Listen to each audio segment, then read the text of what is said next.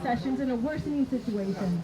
The city has abandoned hundreds of people, denying their basic needs and jeopardizing their health and well-being. We need to let the city know that our right to health-sustaining shelter must be respected. The city must commit to aggressive strategy to address this crisis and make up for lost time. The city must enforce the 90% maximum occupancy policy and urgently open more shelter space. They must prevent the loss of more shelter beds. The system is in crisis, and we cannot put current spaces in jeopardy. The city must end discrimination within the shelter system and ensure shelters are easy to access and practice from a harm reduction approach. And they must work with all levels of government to end the affordable housing crisis and put real resources into social housing. As an intern, I was on the housing list for 8 years before they started calling me, and the places they showed me were full of bugs and nasty places. The places that come available are the places that aren't very good. So they never showed me anything I wanted to. There was places they showed me that weren't as good as being homeless.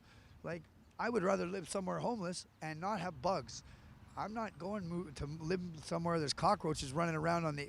When you go see an apartment and there's bugs running around it, you're not going to stay there. Who's going to stay there? So you turn it down. You get 3 chances to turn it down.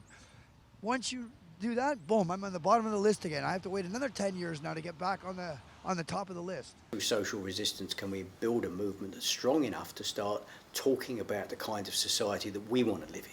That isn't just simply fighting defensive struggles, but is actually starting to think in terms of how would we plan things? How would we, if we had a society in which we were that was concerned with meeting human needs rather than making profits, how would that be organised? How would we allocate housing? How would we build housing? How would we allocate resources? How would we plan a transportation system within this city that met the real needs of people and the needs of the environment? I mean, how would we do these things?